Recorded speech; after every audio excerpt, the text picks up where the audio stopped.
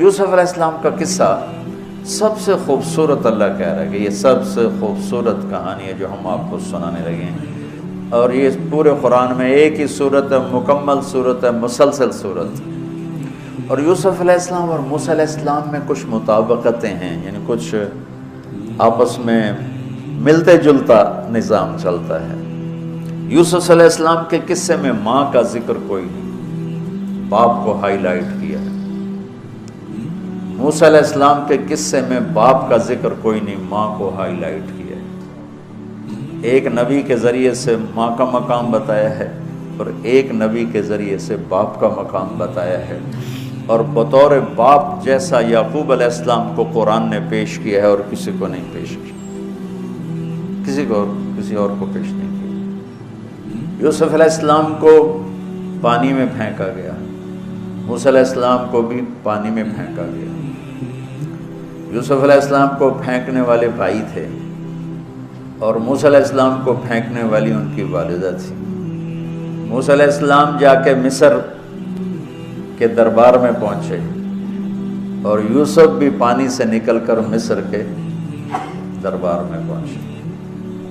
یوسف علیہ السلام پہ تہمت لگی، موسیٰ علیہ السلام سے خطا ہو گئی، تہمت نہیں، واقعی ہو گیا، قتل ہو گیا.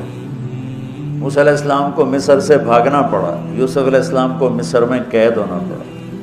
موسیٰ علیہ السلام کنعان سے دوبارہ مصر آئے اور یوسف علیہ السلام نے کنعان سے اپنے سارے عزیز و اقارب کو دوبارہ مصر میں بلا لیا. موسیٰ علیہ السلام کا بچپن ماں کے گرد گھومتا ہے، یوسف علیہ السلام کا بچپن باپ کے گرد گھومتا ہے. یوسف علیہ السلام کو بھائیوں نے دھکا دیا اور موسیٰ علیہ السلام کو بہن نے ماں تک پہنچایا. وہاں بھائیوں نے دھکا دیا، باہر نکالا، یہاں بہن نے ہیلے کے ساتھ واپس ماں کی گود میں پہنچایا. بہت ساری مناسبات ہیں، اچانک جو ذہن میں آئی میں نے سنا دیا، اب غور کرو گے تو اور بہت سی نکل آئیں گی.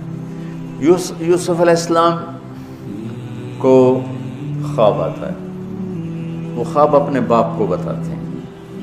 انی رأیت 11 کوكبا والشمس والقمر رأیتهم لی ساجدین. بچے کو باپ اپنے ساتھ اس طرح جوڑے مانوس کرے کہ بچہ دل کا حال باپ کو بتائے یا ماں کو بتائے. یہاں سے یہ سبق ملتا ہے.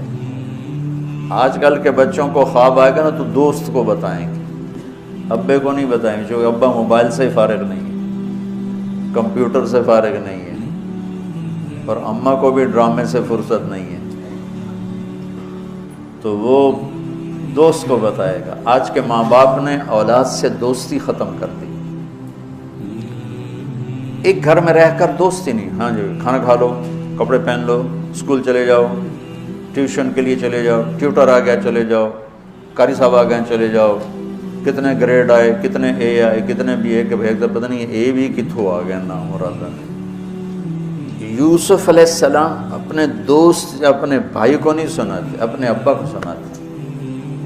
یہ ایک سبق ہے والدین کے لیے کہ اولاد کو اتنا اعتماد دو کہ اپنے دل کی بات تمہیں بتا سکے، اپنا ہمدم ہم راز تمہیں بنائیں، دوستوں کو نہ بنائیں. دوستوں سے غلط مشورے آئیں گے، ماں باپ سے صحیح مشورے آئیں گے، لیکن جب ایک قانونی سی زندگی بن جاتی ہے، اور خاص طور پر آج کا جو نظام تعلیم ہے اس نے ایک بے رحم فضا پیدا کر دی. ایک معصوم ننھا 3 برس کا بچہ وہ اسکول کا بوجھ لے کے جاتا ہے روتا ہوا، آتا ہے روتا ہوا. اس کے دل میں ماں باپ کی محبت جنم ہی نہیں لیتی، جنم لی ہوئی محبت مر کے دفن ہو جاتی ہے، ختم ہو جاتی ہے. اس کے سارے نیورون جل جاتے ہیں جب اس کو پریشر ڈالا جاتا ہے، پیچھے سے بجلی کا پریشر زیادہ آئے گا یہ اڑ جائیں گے.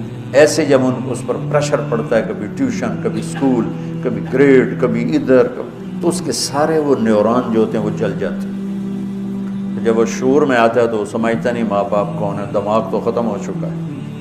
تو یوسف علیہ السلام اپنے والد کو بتا رہے ہیں کہ میں نے یہ خواب دیکھا. والد خواب کی تعبیر جاننے والے ہیں، وہ فرماتے ہیں بھائی کو نہ بتانا، بھائیوں کو نہ بتانا کہ کہیں کوئی چکر نہ چلا دیں تیرے خلاف. اس سے پتہ چلتا ہے کہ ایک حدیث استعینوا علی امورکم بالکتمان فإن صاحب النعمت محسود، اگر اللہ تعالیٰ کوئی تمہیں دے تو چھپانے کی کوشش کرو، کہ نعمتوں کو دیکھ کر کچھ لوگ محبت کرتے ہیں، کچھ لوگ حسد کرتے ہیں، اور حسد کی نظر آدمی کو کھا جاتی ہے، اور حسد کا ایسی بیماری کہ اس کا علاج ہی کوئی نہیں۔ اللہ نے کہا دشمن کا علاج ہے کیا؟ ادفع باللتی ہی احسن، دشمن کے ساتھ اچھا سلوک کر، وہ تیرا دوست ہو جائے گا۔ اور حاسد کا اللہ نے کہا علاج کوئی نہیں، تو کیا کر کبا مجھ سے پناہ مانگوا من شر حاسد اذا حسد، کہ حسد کا اللہ نے علاج نہیں بتایا، سن رہے ہو؟ اللہ نے حسد کا علاج نہیں بتایا، پناہ مانگو ومن شر حاسد اذا حسد، یا اللہ بس تو ہی جان بچا۔ تو خیر میرا خیال ہے پورا قصہ سنانے کی بجائے میں اس کا آپ کو نا اس کی متھ، اس کا جو اصل ہدف ہے جو اللہ بتانا چاہتا ہے وہ بتا دوں۔ واقعہ تو سب کو معلوم ہے، وہاں سے باپ کو دھوکہ دے کے لائے کنویں میں ڈال دیا، اور اتنی بے دردی سے مارا پیٹا، اور جب پھینکنے لگے تو ان کا ہاتھ منڈیر پہ پڑ گیا، تو ایک بھائی نے یہاں تلوار ماری قبضہ، یوں وہ اتنی زور سے لگی ہاتھ چھوٹ گئے، تو اللہ نے جبریل سے فرمایا گرنے سے پہلے گود میں لے لو، تو پانی میں گرنے سے پہلے جبریل کے پروں پر تھے، اور اللہ تعالیٰ نے وہاں 3 دن وہاں رہے۔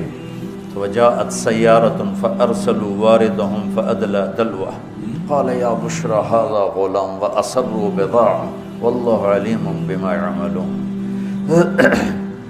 تو وہ قافلہ گزرا، وہاں کنواں دیکھ کے پانی لینے گئے، انہوں نے ڈول نیچے ڈالا، یوسف علیہ السلام ڈول میں بیٹھ گئے، اور یوسف علیہ السلام اعطی شطر الحسن، پوری دنیا کے مردوں کو جو حسن ملا، عورتوں کو جو حسن ملا، اس کا پورا 1/2 یوسف اکیلے کو ملا، تو کیا چیزوں کی، کیا چیزوں کی۔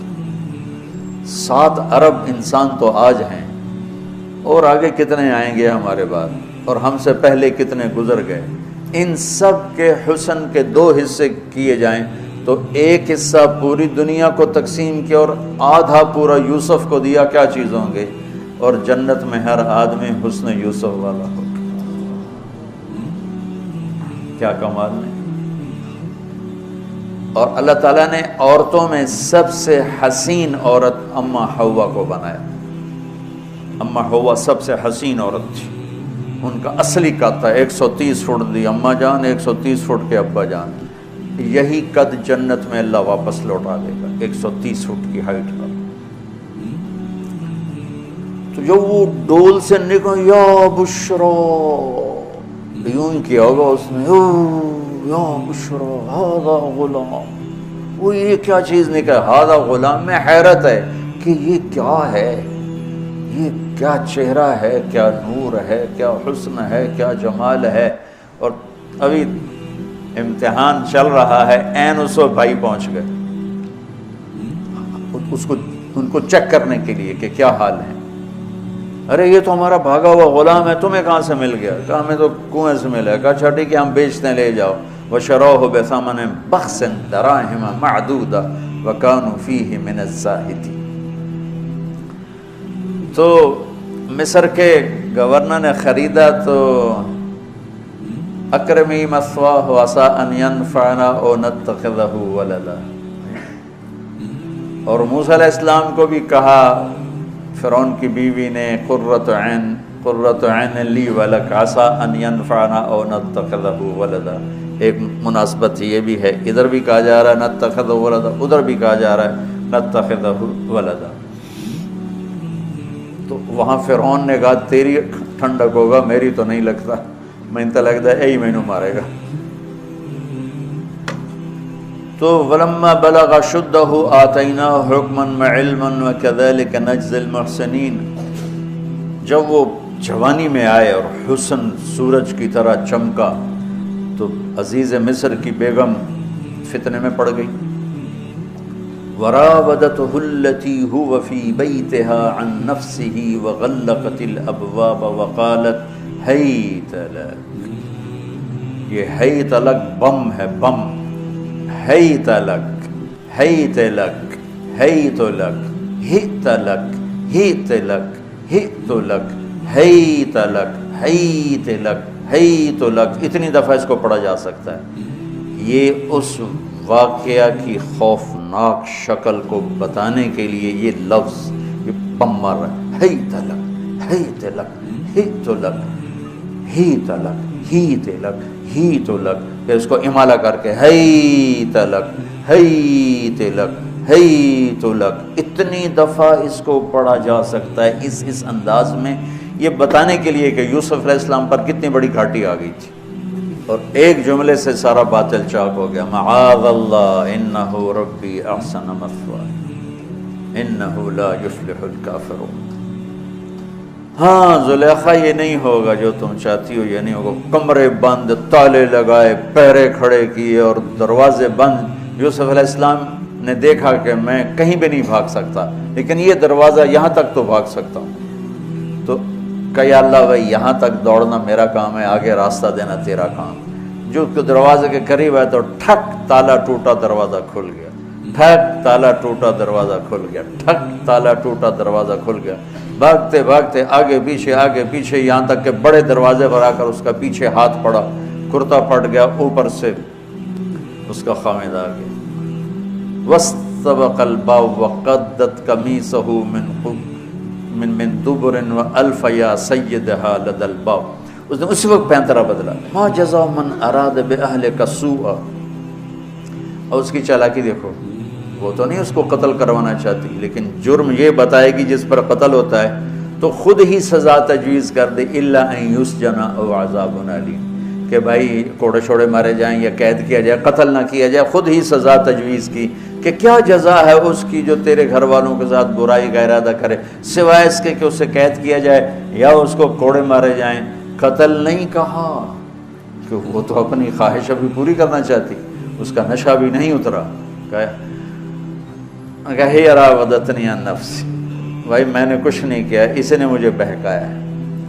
تو وہاں ایک بچے نے گواہی دی، شہد شاہد من اہلہا، کرتا دیکھ لو، ان کان قمیصہ قد من قبل فصدقت وهو من الكاذبین وان کان قمیصہ قد من دبر فکذبت وهو من الصادقین فلما رأى قمیصہ قد من دبر قال انه من کیدکن ان کیدکن عظیم یوسف اعرض عن هذا واستغفری لذنبک انک کنت من الخاطئین۔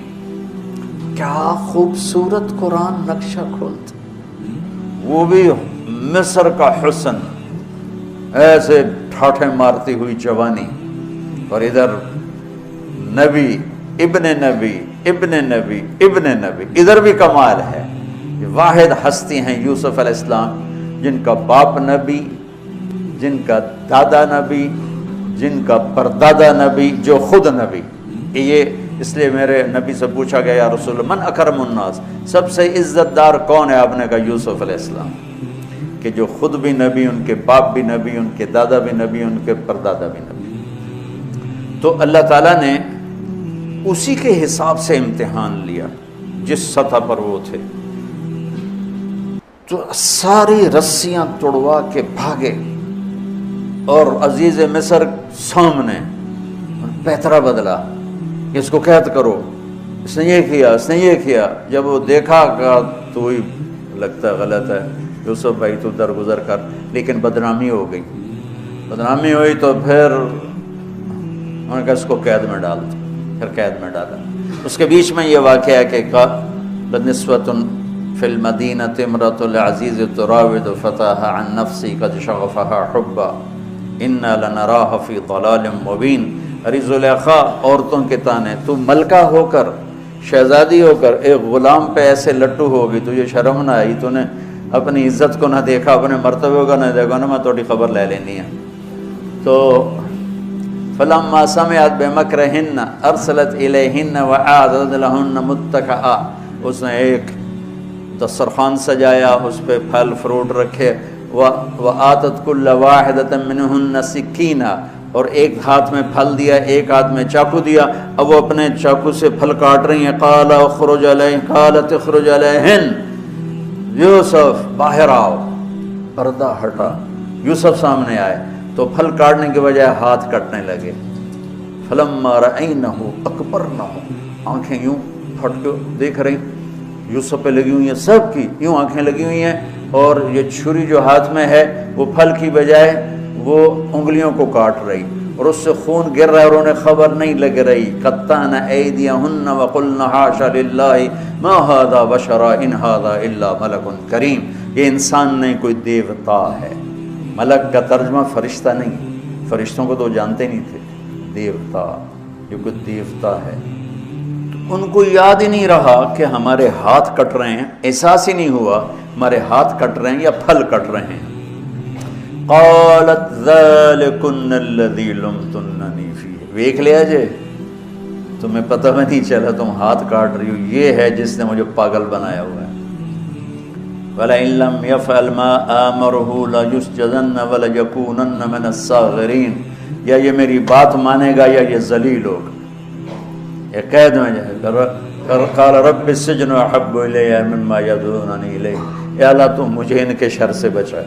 آپ نے فرمایا ترکت بعدی فتنۃ الرجال اضر من النساء، میں نے مردوں پر سب سے بڑا فتنہ اپنے بعد جو چھوڑ کے جا رہا ہوں عورت، عورت سے مراد غلط عورت۔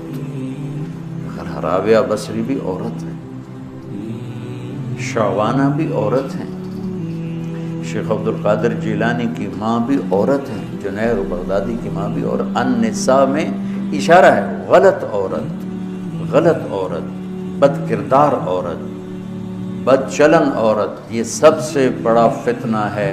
بڑوں بڑوں کے پاؤں سے زمین نکل جاتی ہے سوائے اس کے جس کی اللہ اپنے فضل سے حفاظت فرمائے۔ یوسف علیہ السلام جیل میں چلے گئے، اللہ تعالیٰ نے ایک خواب کے ذریعے سے باہر نکالا، میں مختصر کر رہا ہوں، ایک خواب کے ذریعے سے باہر نکالا، اور عزیز مصر نے آپ کو گورنر بنایا، وزیر خزانہ بنایا۔ وجاء اخوۃ یوسف فدخلوا علیہ وہم لہ منکرون فعرفہم وہم لہ منکرون۔ یوسف علیہ السلام، میں نے یہ اس طرح رہتے تھے، اس طرح اپنے چہرے پہ نقاب رکھتے تھے کہ کوئی ان کی وجہ سے فتنے میں نہ پڑ جائے، اس طرح نقاب رکھتے تھے۔ تو وہ تو نقاب میں تھے، تو بھائی آئے تو نہ انہوں نے پہچانا، نہ ان کو خیال تھا کہ یہ یوسف بیٹھا ہوا ہے، انہوں نے تو غلام علوم بنا کے کہیں گل سڑ گیا ہوگا۔ انہوں نے کہا بھائی کو لے کر آنا ورنہ تمہیں غلہ نہیں دوں گا۔ بھائی آئے، آخری جگہ پہنچتے ہیں۔ دوبارہ جب وہ غلہ لینے آئے، بنیامین کو انہوں نے روک لیا تھا، دوبارہ جب وہ غلہ لینے آئے تو یعقوب علیہ السلام کو بھائیوں نے بتایا کہ یوسف کو عزیز مصر نے روک لیا ہے بنیامین کو۔ تو یعقوب علیہ السلام کو 40 سال ہو گئے تھے روتے ہوئے۔ یعقوب علیہ السلام بطور باپ کیسے ہائی لائٹ ہوئے؟ وَجَاءُوا عَلَىٰ قَمِيصِهِ بِدَمٍ كَذِبٍ قَالَ بَلْ سَوَّلَتْ لَكُمْ أَنفُسُكُمْ أَمْرًا فَصَبْرٌ جَمِيلٌ وَاللَّهُ الْمُسْتَعَانُ عَلَىٰ مَا تَصِفُونَ۔ کرتا لے کر آئے، خون لگا ہوا لیکن پھٹا ہوا نہیں۔ تو یعقوب علیہ السلام نے فرمایا بھیڑیا بڑا سیانا ہے، چولا لا کے میرے پوتر نو کھا دس کرتا اتار کے میرے بیٹے کو کھایا، کہ کرتا کہیں سے پھٹا نہیں اور یوسف کھایا گیا، یہ سب تمہارا مکر و فریب ہے۔ لیکن فصبر جمیل کا کیا مطلب ہے کہ بچوں تم نے بڑا ظلم کیا ہے لیکن میری زبان سے کبھی تانا نہیں سنو گے، میرا صبر رہے گا، موت تک رہے گا، تمہیں کبھی برا بھلا نہیں کہوں گا۔ اور اتنی نافرمان اولاد کو گلے سے لگا کے رکھا، سینے سے لگا کے رکھا، اس محبت نے ان کو بھی توبہ پہ آ کے کھڑا کیا۔ اگر وہ آج کل کے والدین گھر سے نکل جاؤ، آگ کر دو، اولاد اور ماں باپ میں رسہ کشی ہے اور لڑائی ہے اور جھگڑا ہے اور نفرت ہے، نہ وہ ضد چھوڑتا ہے نہ وہ ضد چھوڑتا ہے۔ ماں باپ کو ضد چھوڑنی چاہیے، بچے نادان ہوتے ہیں، عقل کے کچے ہوتے ہیں، تجربہ ہوتا نہیں ہے، ان کے اوپر اگر ہم مسلط ہو کر اپنی ضدوں پر ان کو جھکائیں گے تو وہ ٹوٹ جائیں گے، وہ بکھر جائیں گے، وہ ہم سے متنفر ہو جائیں گے۔ میں قربان جاؤں، والدین کو یعقوب علیہ السلام کی مثال سامنے رکھنی چاہیے کہ نافرمان اولاد کو گلے سے لگا کے رکھا، اور کہیں بھی تانا نہیں دیا کہ تم نے میرے بیٹے کو مجھ سے جدا کر دیا۔ فصبر جمیل، صبر کے ساتھ۔ یہ آج کے ماحول میں یعقوب والی صفت اگر باپ میں ہوگی تو کوئی اولاد ضائع نہیں ہوگی، لیکن باپ ہی جب مقابلہ کر لیتا ہے، ضد پہ آ جاتا ہے، تو اپنے ہاتھوں سے اپنی اولاد کو دفن کر دیتا ہے تابوت میں۔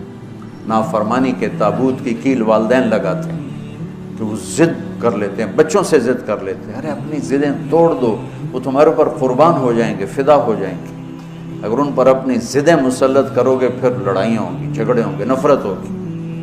تو یعقوب علیہ السلام بطور باپ انتہائی ہائی لائٹ ہوئے، انتہائی، کہ کس طرح اتنا بڑا جرم کرنے والی اولاد کو بھی گھر میں بٹھا کے اکٹھے کھانا کھا رہے ہیں، اکٹھے اٹھ، 40 سال سے یہ سلسلہ چل رہا ہے، اور روتے روتے آنکھیں چلی گئی ہیں، اور انما اشکو بثی وحزنی الی اللہ، کہ میں تمہیں تو کچھ نہیں کہہ رہا ہوں، تلا تفتح تذکر یوسف حتی تکون حردا او تکون من الہالکین، ابا جان آپ تو تباہ ہو جائیں گے، برباد ہو جائیں گے، یوسف کے غم میں آپ مر جائیں گے۔ کہا میں تم سے تو کبھی کچھ نہیں کہا، تمہیں کبھی کوئی تانا دیا؟ انما اشکو بثی وحزنی الی اللہ، اللہ کے سامنے روتا ہوں، تمہیں تو کبھی کچھ نہیں کہا۔ یہ بطور باپ، تم بھی بہت سے شادی شدہ ہو، تمہارے بچے چھوٹے چھوٹے ہو چکے ہیں، تم جو مولوی ہوتے ہو بہت جلدی بچے کو جنید بغدادی بنانا چاہتے ہو، پیدا ہوتے ہی سر پہ ٹوپی، دودھ پیتا بچہ سر پہ ٹوپی۔ یعقوب علیہ السلام کو پڑھو تاکہ تمہیں پتہ چلے کہ بچوں کو دین پہ کیسے لانا ہے۔ عام طور پر سورہ یوسف میں یوسف علیہ السلام کو ہائی لائٹ کیا جاتا ہے، میں یعقوب علیہ السلام کو ہائی لائٹ کرتا ہوں کہ میں ان کو بطور باپ جو دیکھتا ہوں وہ کوئی یوسف علیہ السلام سے کم درجے کی اہمیت نہیں ہے یعقوب علیہ السلام کی سورہ یوسف میں، لیکن سارے مفسرین بھی اور واعظین بھی اور خطیب یوسف یوسف یوسف یوسف، یعقوب علیہ السلام کو کوئی ہائی لائٹ نہیں کرتا کہ یعقوب بطور باپ کس طرح قد آور ہیں۔ اللہ کی قسم آسمان سے ان کا سر لگ رہا ہے، اتنی قد آور شخصیت ہیں یوسف علیہ السلام کے ساتھ ساتھ بطور باپ۔ ان کے گرد تو کہانی گھوم رہی ہے، انہوں نے ہائی لائٹ تو ہونا ہی ہونا ہے چونکہ ان کے گرد کہانی گھوم رہی، لیکن اسی کہانی میں یعقوب علیہ السلام کا قد بھی آسمان سے جا کے لگ رہا ہے کہ اولاد کو لے کے چلنا کیسے، اولاد بگڑ جائے، اکھڑ جائے، کیا کرنا ہے؟ لڑائیاں کرنی ہے، گھر سے نکالنا ہے، مقابلے کرنے ہیں؟ نہیں، دب جانا ہے، شکست مان لینی ہے، ہار مان لینی ہے، اور محبت کو بڑھانا ہے۔ محبت ایک ایسا جادو ہے جو سر چڑھ کے بولتا ہے اور ایک نہ ایک دن واپس لے کر آتا ہے، لیکن مقابلے، بیوی سے مقابلہ، بچوں سے مقابلہ، بھائیوں سے مقابلہ، مقابلے نے تو ہمیں ہماری زندگی تلخ اور تباہ اور سیاہ کر کے رکھ دی۔ یعقوب علیہ السلام نے خط لکھا وزیر خزانہ، ان کے پتہ آگے یوسف ہے کہ ہم انبیاء کی اولاد ہیں، ہم چور نہیں ہیں اور بڑے امتحان سے گزر رہے ہیں۔ میرے دادا کو آگ میں ڈالا گیا، میرے باپ کو چھری کے نیچے سے نکالا گیا۔ حضرت اسماعیل کو باپ کا لقب دیا کہ عربی میں چاچے کو بھی باپ کہہ سکتے ہیں، تو میرے باپ کو چھری کے نیچے سے نکالا گیا، میرے بیٹے کو مجھ سے چھینا گیا، 40 برس گزر گیا، اس کی یاد میں اندھا ہو گیا، اب تو نے میرا سہارا اس کو روک لیا ہے، برائے مہربانی آزاد کر دو۔ اچھا، یعقوب علیہ السلام بھی نبی ہیں، یوسف بھی نبی ہیں۔ یوسف 1 ہفتے کی مسافت پر مصر میں ہیں، لیکن اللہ کی طرف سے اجازت نہیں ملی ہوگی اپنے آپ بتانے کی، ورنہ تو وزیر خزانہ بنتے ہی کسی کو بھیج دیتے، جاؤ بھائی میرے ابا کو بتاؤ۔ ادھر بھی خاموشی ہے، ادھر بھی خاموشی ہے۔ جب یہ خط پڑھا یوسف علیہ السلام نے تو رو پڑی اور اللہ سے دعا کی، یا اللہ مجھے اپنے آپ کو ظاہر کرنے دیا۔ تو اللہ نے کہا ٹھیک ہے، ظاہر کر دو اپنے آپ۔ تو اب بھائیوں کو بلایا۔ اچھا، بیچ میں ایک وہ خواب کی بات میں ایک بات ابھی یاد آئی، وہ کہہ دوں۔ یوسف علیہ السلام بے گناہ قید میں گئے، ٹھیک، بادشاہ نے خواب دیکھا ہے تو یوسف ایھا الصدیق افتنا فی 7 بقرات سمان یاکلہن 7 عجاف و7 سنبلات خضر واخری یابسات لعلی ارجع الی الناس لعلہم یعلمون۔ تو بھائی یوسف، ہمارے بادشاہ نے یہ خواب دیکھا ہے، آپ تعبیر دے دو۔ تو انسانی فطرت کا تقاضا ہے، یوسف کہتے مجھے بے گناہ جیل میں ڈالا، میں تمہیں تعبیریں دوں، جاؤ دفع ہو جاؤ، نہیں دیتا۔ یہ رد عمل، عقلی رد عمل یہ ہے کہ میں نہیں دیتا تمہیں تعبیر، میرا کیا قصور ہے، مجھے کیوں جیل میں ڈالا ہوا ہے، جاؤ بھاگ جاؤ، میں نہیں دیتا تعبیر۔ اور ایمانی رد عمل کیا تھا کہ انہوں نے صرف تعبیر مانگی، انہوں نے فسر و دبر و بشر، انہوں نے ایک شے مانگی تعبیر، تو فسر کہہ دو، عبر کہہ دو، انہوں نے تعبیر بھی دی، قحط سے نکلنے کا طریقہ بھی بتایا، اور قحط کے بعد خوشحالی آنے کی خوشخبری بھی سنائی۔ یہ نبی کے اخلاق ہے۔ تو نے میرے ساتھ یہ کیا، اور میرے پاس کس لیے آیا، تجھے یاد نہیں تو نے میرے ساتھ کیا کیا تھا؟ یہ ہے آج کے اخلاق بھی یہی ہیں، اور انسان چلتا بھی اسی پر ہے۔ اور تو میرے نال کیتا کہ آج میں تیرے نال کیوں چنگا کرنا، چل دوڑ جا۔ اور میں قربان جاؤں اخلاق یوسف پر کہ عبر و دبر و بشر، تعبیر بھی سنائی، طریقہ بھی بتایا، بشارت بھی سنائی کہ آئے گا سال پھر، ثم بارشیں بھی ہوں گی اور چہل پہل بھی ہوگی۔ تو اللہ سے مانگ لو کہ اخلاق یوسف اللہ تمہیں نصیب فرما دی۔ یوں نقاب تھا اور بھائی آ گئے دوبارہ، اب اجازت ہو چکی ہے کہ بتا دو، تو ایسے نقاب ہٹایا، هل علمتم ما فعلتم بيوسف وأخيه إذ أنتم جاهلون۔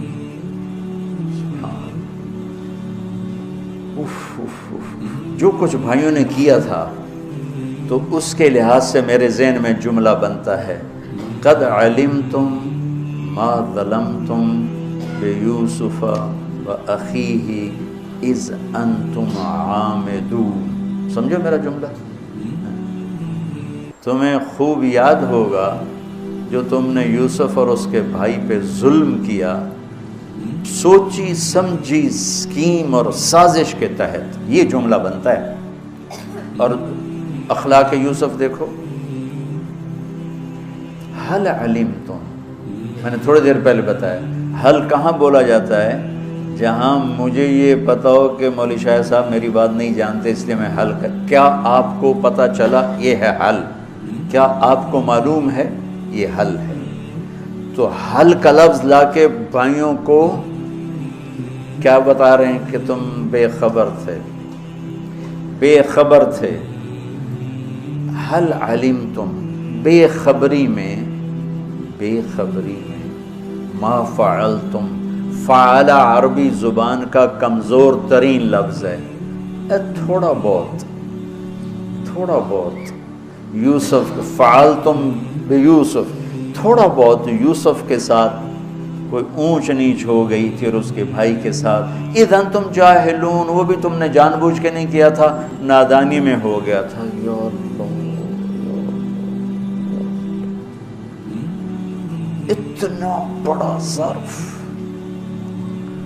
اتنا بڑا ظرف، دیکھو ہاتھ جوڑتا ہوں، یہ اخلاق اللہ سے مانگو۔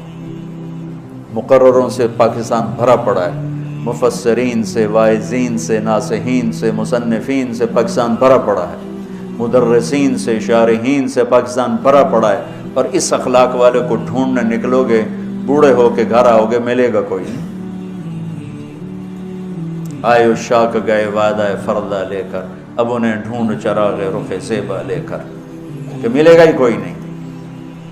اللہ اکبر، حل علمتم، کچھ بے خبری میں ہوا، ما فعلتم، بہت تھوڑا سا ہوا، بیوسف و اخیہ، باقی ما ظلمتم، یوسف آنا چاہیے تھا سیدھا ڈائریکٹ مفعول بہی بنا کے، فعلتم کے ساتھ مفعول بہی کو با کے ساتھ جدا کر دیا، پھر اور ہلکا کر دیا، وَأَخِيهِ إِذْ أَنْتُمْ جَاهِلُونَ، اس وقت تمہیں خبر نہیں تھی۔ بھائیوں کا جو رد عمل ہوا، أَإِنَّكَ لَأَنْتَ يُوسُف، أَإِنَّكَ شک، لَأَنْتَ یقین، أَإِنَّكَ خوف، لَأَنْتَ امید، أَإِنَّكَ گھبراہٹ، لَأَنْتَ اطمینان، انکا پریشانی، لانت کچھ سکون، یہ مختلف کیفیات اس دو جملوں دو لفظوں میں ہیں، جس کو میں اپنے چہرے کے ایکسپریشن سے نا ترجمہ کیا کرتا ہوں. انکا لانت یوسف، میرے چہرے کی تبدیلی دیکھی، انکا لانت یوسف، سبحان اللہ سبحان اللہ. آپ کہیں ہو یوسف ہے نا، یوسف ہے نا، شک، یقین، خوف، اطمینان، پریشانی، سکون، کیا قرآن نے لفظ بولا ہے، اور کتنے خوبصورت انداز میں دو کیفیتوں کو کیا خوبصورت کر کے پیش کیا ہے. اِنَّكَ لَأَنْتَ يُوسُف أَنَا يُوسُف فَهَذَا أَخِي قَدْ مَنَّ اللَّهُ عَلَيْنَا. سورہ یوسف نہیں، پورے قرآن کا خلاصہ سنو. إِنَّهُ مَن يَتَّقِ وَيَصْبِرْ فَإِنَّ اللَّهَ لَا يُضِيعُ أَجْرَ الْمُحْسِنِينَ. میرے بھائیو، جو صبر اور تقوی سے کام لیتا ہے اللہ اسے کبھی ضائع نہیں کرتا ہے. سارے قرآن کی تعلیمات ایک جملہ، من یتق ویصبر، من یتق ویصبر. جو تقوی اور صبر کا دامن تھام لیتا ہے وہ کبھی ضائع نہیں ہوتا ہے. تقوی میں اشارہ تھا زلیخا کے قصے کی طرف کہ تقوی پہ اس سے بڑا وار کوئی نہیں ہو سکتا تھا، تو اس کو سہ کر سلامت رہے کوہ کاف کی طرح اور ہمالیہ پہاڑ کی طرح. تو زلیخا کی طرف اشارہ کیا لفظ تقوی کے ذریعے کہ مجھ پر ایک امتحان گزرا ہے اور اللہ نے مجھے اس میں سرخرو کیا، اور اللہ کی قسم اللہ ہی بچاتا. کبھی دعویٰ نہ کرنا، کبھی دعویٰ نہ کرنا، کبھی دعویٰ. میں دعوے سے اتنا ڈرتا ہوں جتنا آگ سے ڈرتا ہوں. مجھے خیال بھی آ جائے تو میں توبہ کرتے کرتے نفلوں میں لگ جاتا ہوں، یا اللہ میری جان بچا، میرا کوئی دعویٰ نہیں میرے مالک، تیری عزت کی قسم سب تیرا دیا ہوا ہے، تو یوں کر دے تجھے ایک سیکنڈ میں بھی بہت دیر کی بات، پل کہ کروڑویں حصے میں زیر و زبر کر دے تجھے طاقت. تو من یتق، تقوی، گناہوں سے بچنا، تو زلیخا کا قصہ اس میں فٹ ہوتا ہے. اور ویصبر، جو بھائیوں کے ساتھ کر کے دکھا دیا، جو بادشاہ کے ساتھ کر کے دکھا دیا، خواب کی تعبیر دی، بھائی آئے تو کوئی تانا نہیں دیا. الفاظ دیکھو، قد علمتم ما ظلمتم بیوسف واخیہ اذ انتم عامدون میں کتنی چھریاں ہیں. اور هل علمتم ما فعلتم بیوسف واخیہ اذ انتم جاہلون، پھول بکھیر دیے، پھول، بھائیوں کو شرمندگی سے بچا لیا. اور جب یعقوب علیہ السلام واپس آئے اور پہنچے تو جب کارگزاری سنانے لگے بھائیوں کے سامنے تو پچھلی ساری کٹ کر کے کہا اذ اخرجنی من السجن وجاء بکم من البدو من بعد ان نزغ الشیطان بین اخوتی ان ربی لطیف لما یشاء. پوری کہانی کٹ کر دی، وہ سنائی نہیں میرے بھائیوں نے کیسے نکالا، کیسے ڈالا، کیسے بیچا، کیسے دھکا دیا، کیسے ہیلا کیا. اپنی کہانی کو جیل سے شروع کیا. میں کیسے بتاؤں اخلاق یوسف. بھائی بیٹھے تھے نا، اب یعقوب علیہ السلام نے کہا بیٹا کارگزاری سناؤ، کیسے ہوئی، کیا سننی تو تھی نا کارگزاری، کیا ہوا کیسے ہوا. کہ بس ابا جان اللہ نے جیل سے نکالا. پچھلی ساری کہانی دفن کر دی. قد احسن بی ربی. یعقوب علیہ السلام کو کارگزاری سنانے لگے. جب ہم کارگزاری سناتے ہیں، چلے کی جماعت تو بھائی جب ریمنڈ سے نکلے تھے وہیں سے شروع ہوتی ہے نا کارگزاری. تو میں قربان جاؤں اخلاق یوسف پر کہ انہوں نے پیچھے سے کہانی نہیں سنائی کہ مجھے کیسے نکالا، مجھے کیسے کنویں میں ڈالا، مجھے کیسے بیچا. قد احسن بی، ابا جان بس اللہ نے بڑا کرم کیا، اللہ نے مجھے جیل میں ڈال دیا تھا مصر والوں نے، تو مجھے اللہ نے جیل سے نکالا اور اللہ آپ کو وہاں سے کنعان سے میرے پاس لے کر آ گیا. یہ سب میرے رب کا اور میرے مولا کا کرم ہے. اپنے بھائیوں کو شرمندہ ہونے سے بچا دیا. اللہ مجھے ان اخلاق کا ذرہ دے دے، اللہ آپ کو ان اخلاق کا ذرہ دے دے. اللہ کی قسم آپ کو کوئی پکڑ نہیں سکے گا عبادات اور علم کے ذریعے سے. یہ سارے دھرے رہ جائیں گی، عبادات، نفلی عبادات اور نفلی ذکر، اذکار، تسبیحاں، مراقبے، اخلاق ایسا اتنا تیز رفتار راکٹ ہے کہ اس کو کوئی نہیں پکڑ سکتا۔ میرے پاس سعید انور اور یوسف، محمد یوسف نیا نیا مسلمان ہوا تھا، میرے پاس آئے دونوں، کہنے لگے طاقت تو لگ گئی کرکٹ میں، تو کوئی شارٹ کٹ بتاؤ جنت کی۔ تو میں نے تھوڑی سی اخلاق کی بات کی، میں نے کہا یہ کر لو، کہنے لگا نہیں یہ تو مشکل ہے، کوئی اور بتا، یہ تو مشکل سبق ہے۔ یہ بے خطا علم ہے، ذالک الکتاب لا ریب فیہ وتمت کلمۃ ربک صدقا وعدلا لا مبدل لکلمات انہ لقول فصل وما هو بالہزل۔ ایسے دعوے کون کر سکتا ہے؟ قل لئن اجتمعت الانس والجن على ان یاتوا بمثل هذا القرآن لا یاتون بمثلہ ولو کان بعضهم لبعض ظہیرا۔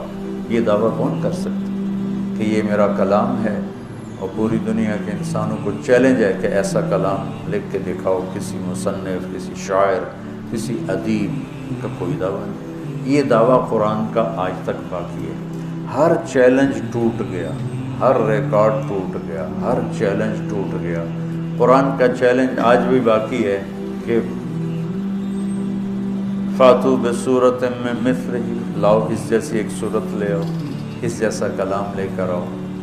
تو اپنے دعوے میں اتنی طاقت کے ساتھ قرآن بولا ہے، آج تک کوئی اللہ کے کلام کے سامنے کون کوئی آ سکتا ہے؟ تو ناممکن ہے۔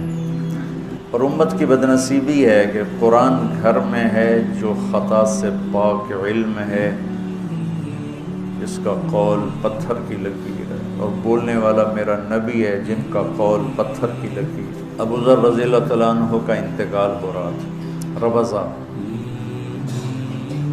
مدینہ سے کوئی 150 کلومیٹر صحرا میں، نہ ادھر کوئی انسان نہ ادھر کوئی انسان، ایک بیگم ایک بیٹی۔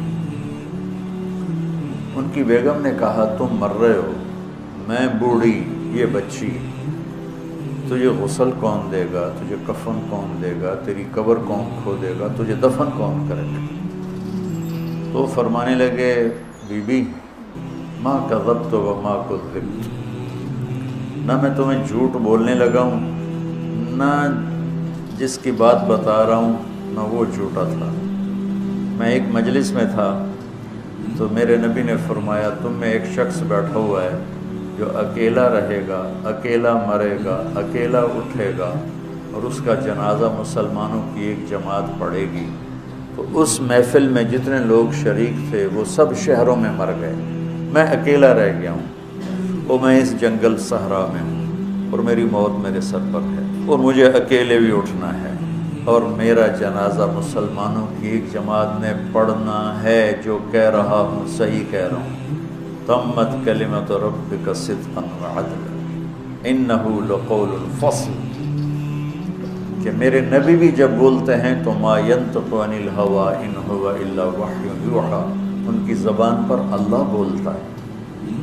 وہ کہنے لگی انا یکون وقد انقطع الحج، یہ کیسے ہوگا، حج کا تو زمانہ نہیں۔